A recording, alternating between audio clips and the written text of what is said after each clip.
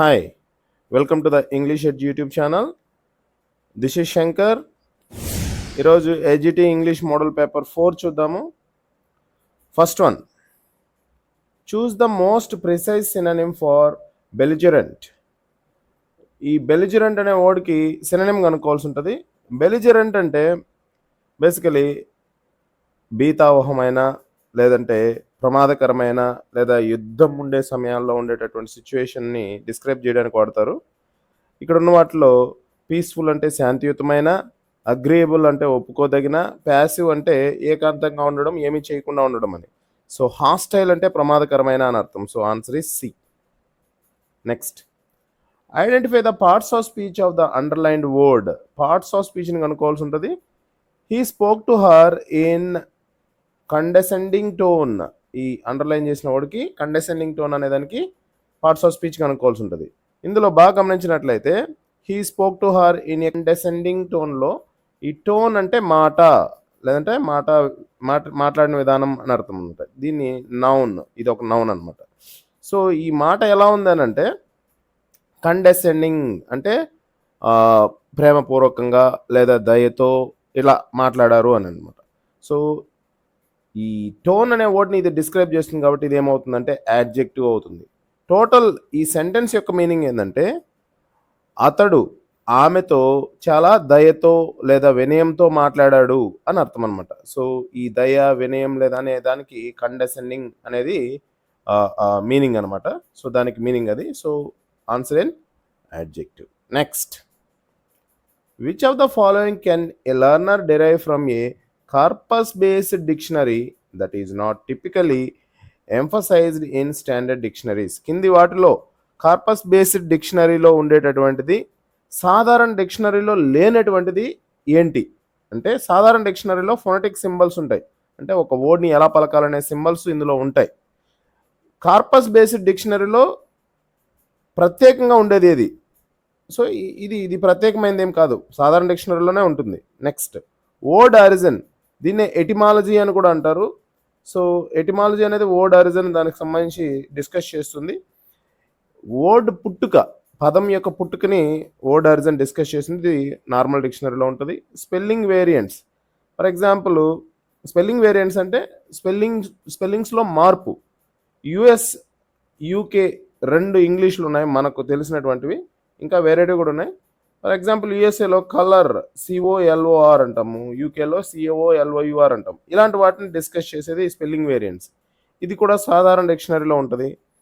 కొలొకేషన్ and usage frequency, ఇది corpus based డిక్షనరీలో ఉంటుంది. ఇది ఏం చెప్తుందంటే, కొలొకేషన్ అంటే ఏంటంటే వర్డ్ స్ట్రక్చర్ లేదా వర్డ్ ఆర్డర్ ఎలా ఉంటుందో చెప్తుంది అనమాట. ఫర్ ఎగ్జాంపుల్ చూడండి, క్యాచ్ ఏ కోల్డ్,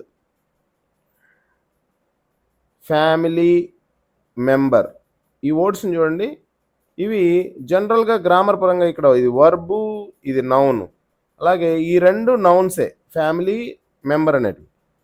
ఇది జనరల్గా గ్రామర్ పరంగా పెద్దగా కరెక్ట్ కాకపోయినా నేటివ్ స్పీకర్స్, లాంగ్వేజ్ని మొదటి నుంచి పుట్టుకతో మాట్లాడేవారు ఈ వర్డ్స్ని జనరల్గా యూజ్ చేస్తూ ఉంటారు అనమాట. సో వీటిని గురించి మాట్లాడేదే కొలొకేషన్. యూసేజ్ ఫ్రీక్వెన్సీ అంటే ఎంత అరుదుగా లేదా ఎంత తరచుగా వర్డ్స్ని లాంగ్వేజ్లో యూజ్ చేస్తూ ఉంటారు, స్పోకన్ ఫామ్లో యూజ్ చేస్తుంటారు అనేది ఎక్కడ తెలుపుతుందంటే కార్పస్ బేస్డ్ డిక్షనరీలో తెలియజేస్తుంది. కొలొకేషన్ అండ్ యూసేజ్ ఫ్రీక్వెన్సీ అనేది కార్పస్ బేస్డ్ డిక్షనరీలో ఉంటుందన్నమాట. Next, fill in the blank with the most appropriate preposition కనుక్కోవాలి. She is adept solving complex equations. So ఎప్పుడు కానీ అడెప్ట్ తర్వాత ఒక ప్రిపోజిషన్ రావాల్సి ఉండి దాని తర్వాత జెరండ్ ఉన్నట్లయితే లేదా జెరండ్ ఉన్నట్లయితే, జెరండ్ అంటే ఏంటి, వర్బ్ 4లో ఉండేటటువంటిది, ఇది ఒక నౌన్గా యూజ్ చేస్తే దాన్ని జెరండ్ అంటాం అనమాట. నౌన్గా యూజ్ చేస్తే దాన్ని ఏమంటాము, జెరండ్ అంటాం. సో అడెప్ట్ తర్వాత ఒక జెరండ్ ఉంటే అట్ అనేది యూజ్ చేయాలి. She is adept at solving complex equations అంటే ఆమె చాలా కష్టమైన సమస్యలను పరిష్కరించడంలో దిట్ట లేదా చేయగలిగిన వ్యక్తి అని అర్థం అనమాట. So answer is C. Choose the correct spelling of the word that refers to a difficult or unfortunate situation, ఒక కష్టమైన లేదా దురదృష్టకరమైన సిచ్యువేషన్ అని చెప్పడానికి కింది వాటిలో ఏ వర్డ్ని యూజ్ చేస్తారు, దాని స్పెల్లింగ్ కనుక్కోవాలి. First one predicament. ప్రెడికమెంట్ అంటే దురదృష్టకరమైన పరిస్థితి అని అర్థం అనమాట. Next select the grammatically correct passive voice transformation. కింద వాటికి ప్యాసివ్ వాయిస్ మనం ఎంచుకోవాల్సి ఉంటుంది. Someone had been repairing the car. ఇందులో సమ్వన్ అనేది సబ్జెక్టు, ద కార్ అనేది ఆబ్జెక్ట్. ఎప్పుడైనా సరే సబ్జెక్టు ఆబ్జెక్ట్ పొజిషన్లోకి వెళ్తుంది, ఆబ్జెక్ట్ సబ్జెక్ట్ పొజిషన్లోకి వెళ్తుంది. తర్వాత సబ్జెక్ట్ ఆబ్జెక్ట్ అయినప్పుడు బై యూజ్ చేస్తాం. తర్వాత ఇక్కడ హ్యాడ్ బీన్ రిపేరింగ్ అని ఉంది కదా, సో హ్యాడ్ బీన్ రిపేరింగ్ ఏమవుతుందంటే had been being repaired V3. So object subject అయితే the car had been being repaired by someone. ఇక్కడ the car had been being repaired ఉంది, అయితే ఇక్కడ బై సమ్వన్ అనేది కూడా ఉంది కాబట్టి రైట్ ఆన్సర్ డీనే. కొన్నిసార్లు సమ్వన్ అనేది ఇవ్వకుండా కూడా ఇస్తారు, కొన్నిసార్లు ఇస్తారు. ఇచ్చినప్పుడు మనం ఖచ్చితంగా ఇచ్చినదే సెలెక్ట్ చేయవలసి ఉంటుంది. ఈ రెండు సేమే, జస్ట్ బై సమ్వన్ అనేది మిస్ అవ్వడం వల్ల ఇది రాంగ్ అయింది, డి రైట్ అయింది. Answer is D. Next choose the correct set of articles for this sentence. ఆర్టికల్స్ని ఎంచుకోవాల్సి ఉంటుంది. MBA graduate presented dash unique solution to dash complex issue. So ఇందులో MBAలో ఏ అని పలుకుతున్నాము, ఏ అనేది వవల్ సౌండ్ కాబట్టి ఇక్కడ యాన్ రావడం జరుగుతుంది. An MBA graduate presented unique, ఇక్కడ యు అనేది వవల్ అయినప్పటికీ దీని యొక్క సౌండ్ యు, ఇది కాన్సనెంట్ కాబట్టి a, unique solution to dash complex issue. ఫలానా కాంప్లెక్స్ ఇష్యూ అంటే ఫలానా కఠినమైన సమస్య అని అనమాట. సో ద రావడం జరుగుతుంది. So an a the, answer B is correct అనమాట. Choose the correct form of the verb for the conditional sentence. If he dash earlier he might have caught the flight. ఇక్కడ బాగా చూసినట్లయితే ఇక్కడ ఇది ఒక if clause, ఎందుకంటే ఇఫ్తో start అయిన sentence. If he dash earlier అనేది ఒక ఇఫ్ క్లాజ్, తర్వాత he might have caught the flight అనేది ఒక మెయిన్ క్లాజ్. ఇందులో మన క్లూ ఏంటంటే might have cot. So might have cot అనే దాన్ని బట్టి ఇది థర్డ్ కేస్గా చెప్పొచ్చు లేదా థర్డ్ కండిషన్గా చెప్పొచ్చు. థర్డ్ కండిషన్లో ఇఫ్లో హ్యాడ్ ప్లస్ V3 ఉంటుంది. మెయిన్ క్లాజ్లో ఏముంటుందంటే might or would or could have plus V3 ఉంటుంది. Have plus V3. So might plus have plus V3 అనేది ఉంది కాబట్టి ఇది థర్డ్ కేసు. సో ఇఫ్ క్లాజ్లో ఏముండాలి, had plus V3. Had plus ఉండే V3 ఉండేది ఏది, had arrived. If he had arrived earlier he might have caught the flight. అతడు ముందుగానే వచ్చి ఉండి ఉన్నట్లయితే తను ఫ్లైట్ ఎక్కి ఉండేవాడు అని అర్థం అనమాట. Identify the correct reported speech sentence. So కింద వాటికి రిపోర్టెడ్ స్పీచ్ కనుక్కోవాలి, అంటే ఇండైరెక్ట్ స్పీచ్ కనుక్కోవాలి. సో ఇది డైరెక్ట్లో ఉంది చూడండి. She said to me have you completed the assignment. So దీనికి ఇండైరెక్ట్ స్పీచ్ ఏంటంటే ఫస్ట్ ఇది ఒక క్వశ్చన్ అనమాట. క్వశ్చన్లో ఎప్పుడైనా సరే ఈ కామా, ఈ ఇన్వర్టెడ్ కామాస్ రిమూవ్ చేసినప్పుడు సెడ్ టు మీ తర్వాత ఇఫ్ కానీ వెదర్ కానీ యూజ్ చేయాలి. సో ఇఫ్ కానీ వెదర్ కానీ యూజ్ చేసేటటువంటి రెండే సెంటెన్సెస్ ఇందులో బిఏ సి, ఈ రెండిట్లోనే ఇఫ్ వెదర్ ఉంది, మిగిలిన వాటిలో ఎక్కడ లేదు. సో ఈ రెండిట్లోనే ఎంచుకోవాల్సి ఉంటుంది. అలాగే have you completed the assignment అనేది ఏమవుతుందంటే హ్యాడ్ కంప్లీటెడ్ అవుతుంది, had completed. So had completed ఉండేది ఇక్కడ చూడండి ఒకసారి. షీ ఆస్క్డ్ మీ, ఎందుకంటే క్వశ్చన్ కాబట్టి సెట్ టు అనేది ఆస్క్డ్ అవుతుంది. She asked me whether I had completed the assignment. ఇక్కడ క్వశ్చన్ అనేది ఇండైరెక్ట్ అవుతుంది, ఎందుకంటే క్వశ్చన్ డైరెక్ట్ స్పీచ్‌లో క్వెషను, ఇండైరెక్ట్ స్పీచ్‌లో ఇండైరెక్ట్ క్వెషన్ అవుతుంది. ఎందుకంటే ఆ క్వెషన్ తను అడగట్లేదు. పలానా వాళ్ళు అడిగారని చెప్తున్నారు కాబట్టి అది ఇండైరెక్ట్ క్వెషన్ అవుతుంది. సో దట్ క్వెషన్ మార్క్ కూడా ఇందులో ఉండదు. సో ఐ హ్యాడ్ కంప్లీటెడ్‌గా మారడం జరుగుతుంది. So she asked me whether I had completed the assignment. Answer C. Choose the appropriate relative pronoun to complete the sentence. సరైనటువంటి రిలేటివ్ ప్రొనౌన్ని ఎంచుకోవాల్సి ఉంటుంది. He is kind of leader dash opinions are respected by all. ఇక్కడ ఏమని చెప్తున్నా అంటే అతను ఎలాంటి నాయకుడు అంటే అతని అభిప్రాయాల్ని ప్రతి ఒక్కరూ గౌరవిస్తారు అని. సో ఈ ఒపీనియన్స్ అనేటివి ఎవరివి? అతనివి. సో ఇది ఇక్కడ ఏం చెప్తుంది? పొసెషన్ని తెలియజేస్తుంది. అతని ఒపీనియన్ పొసెషన్ని తెలియజేసేటటువంటి రిలేటివ్ ప్రొనౌన్ ఏంటంటే ఇందులో హూజ్ అంటే ఎవరి యొక్క అని అర్థం అనమాట. So whose opinions is the right answer. Answer B.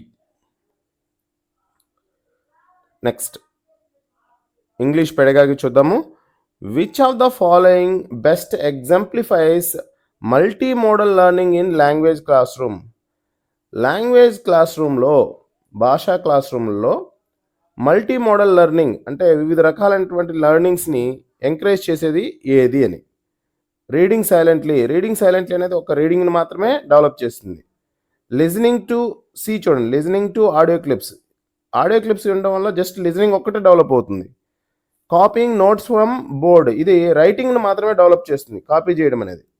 Watching a documentary with sub titles followed by discussion, ఒక వీడియోని లేదా ఒక డాక్యుమెంటరీని చూడడం ద్వారా లిజనింగ్ జరుగుతుంది. సబ్ టైటిల్స్ అంటే అందులో ఎటువంటి మాటలు వస్తున్నాయో వాటిని కింద టైటిల్స్ పడుతుంటాయి, వాటిని చదవడం ద్వారా రీడింగ్ డెవలప్ అవుతుంది. డిస్కస్ చేయడం ద్వారా స్పీకింగ్ డెవలప్ అవుతుంది. సో దీని ద్వారా లిజనింగ్, రీడింగ్ అలాగే స్పీకింగ్ ఈ 4 డెవలప్ అవుతాయి కాబట్టి మల్టీ మోడల్ లెర్నింగ్ జరిగేది answer B. Which activity primarily fosters negotiation of meaning in communicative class room. Negotiation of learning అని అంటే క్లారిఫై చేసుకోవడము, విద్యార్థి కన్ఫర్మ్ చేసుకోవడము, అలాగే రీఫార్ములేట్ చేసుకోవడం. సో ఇది ఎక్కడ జరుగుతుందంటే గ్రామర్ ట్రాన్స్లేషన్ మెథడ్లో జరగదు. గ్రామర్ ట్రాన్స్లేషన్ మెథడ్లో ఏమవుతుంది, ప్రతి ఒక్కటి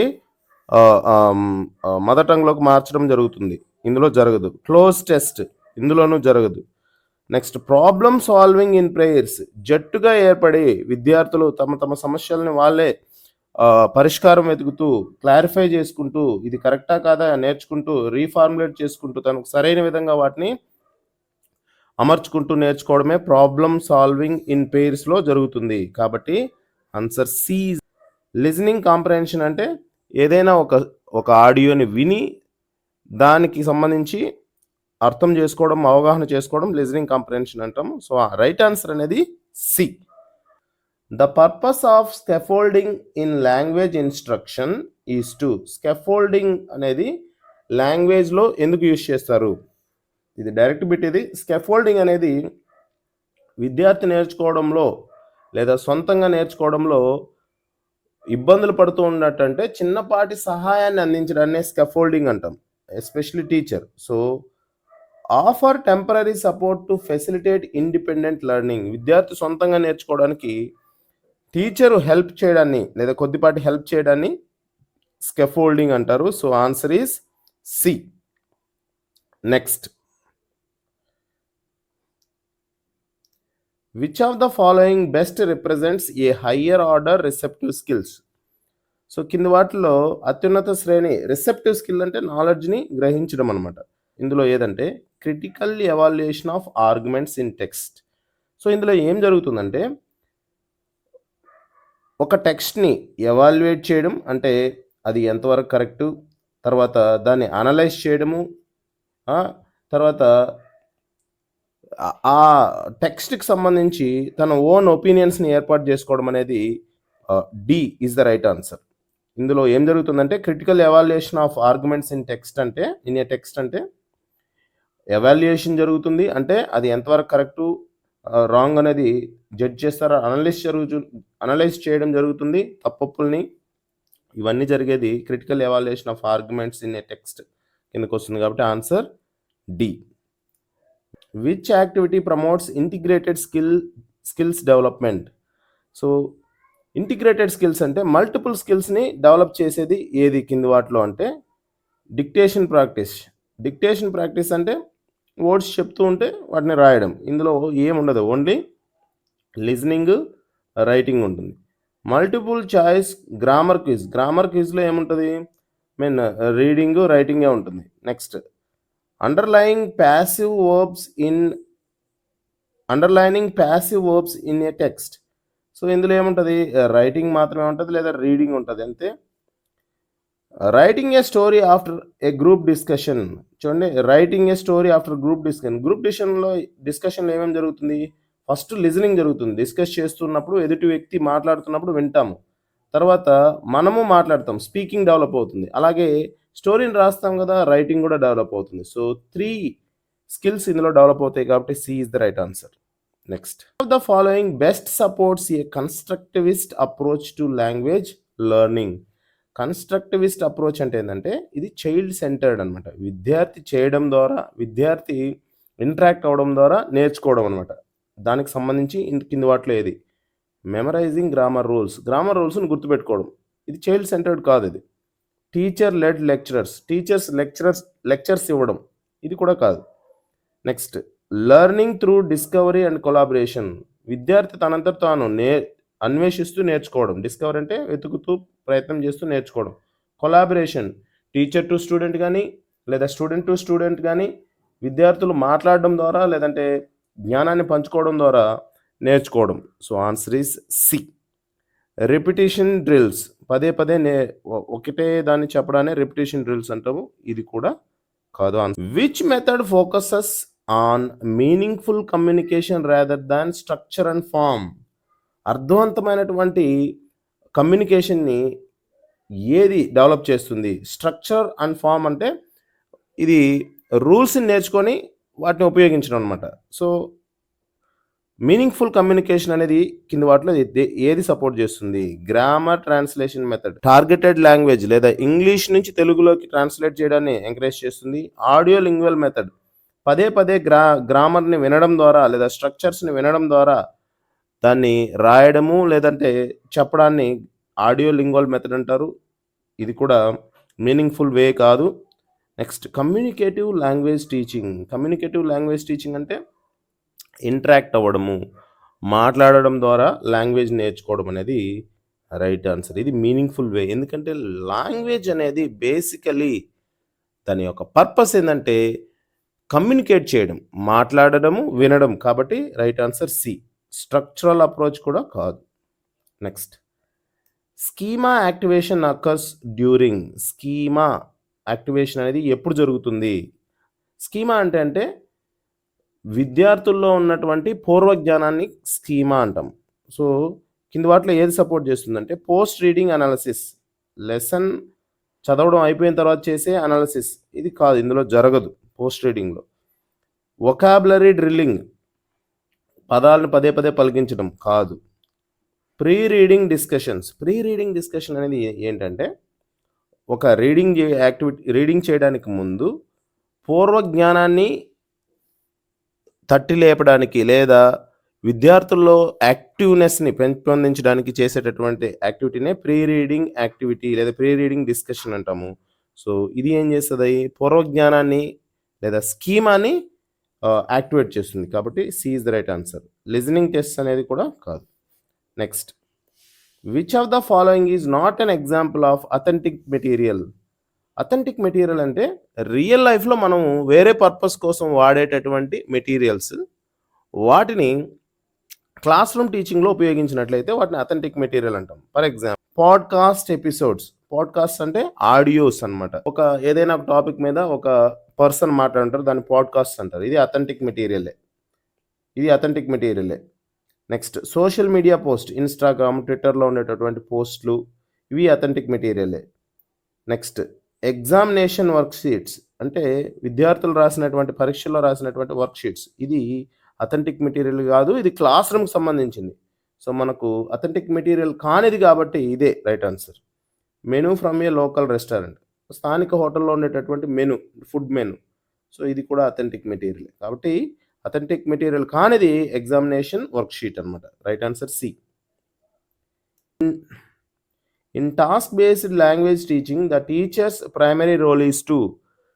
టాస్క్ బేస్డ్ అంటే పని చేస్తూ విద్యార్థులు నేర్చుకోవడం అనమాట. సో ఇందులో టీచర్ యొక్క రోల్ ఎలా ఉంటుంది? Deliver content in lecture format, lectures ఇవ్వడము. సో ఇందులో టాస్క్ బేస్డ్ అనేది చైల్డ్ సెంటర్డ్, విద్యార్థి కేంద్రీకృతమైనటువంటి బోధనా విధానం. ఇందులో విద్యార్థులు ఎక్కువ యాక్టివ్గా ఉంటారు, టీచరు లెస్ యాక్టివ్గా ఉంటారు, కాబట్టి ఇది కాదు. నెక్స్ట్ మానిటర్, విద్యార్థుల్ని పరిశీలించడము, వాళ్ళు ఏ విధంగా చేస్తున్నారని పరిశీలించడాన్ని మానిటర్ అంటారు. గైడ్, అవసరమైన సందర్భంలో వాళ్ళకి సపోర్ట్ ఇవ్వడం. అండ్ ఫెసిలిటేట్ లెర్నర్స్ ఇంటరాక్షన్, విద్యార్థులు మాట్లాడడానికి చైల్డ్ టు టీచరు ఇంటరాక్ట్ అవ్వడానికి అవకాశాన్ని కల్పించడం. So this one is the right answer. ఎందుకంటే లాంగ్వేజ్ టీచింగ్ అనేది టాస్క్ బేస్డ్గా ఉండాలంటే ఈ విధంగా టీచర్ ఉన్నట్లయితేనే జరుగుతుంది. ఎంఫసైజ్ గ్రామర్ డ్రిల్స్, గ్రామర్ని పదే పదే చెప్పించడం. ఇది కాదు, చైల్డ్ సెంటర్డ్ కాదు ఇది. Translate all task for clarity, ప్రతిదాన్ని మదర్ టంగ్లోకి ట్రాన్స్లేట్ చేయడము. ఇది కూడా కాదు, child centred B. Thank you for watching this video.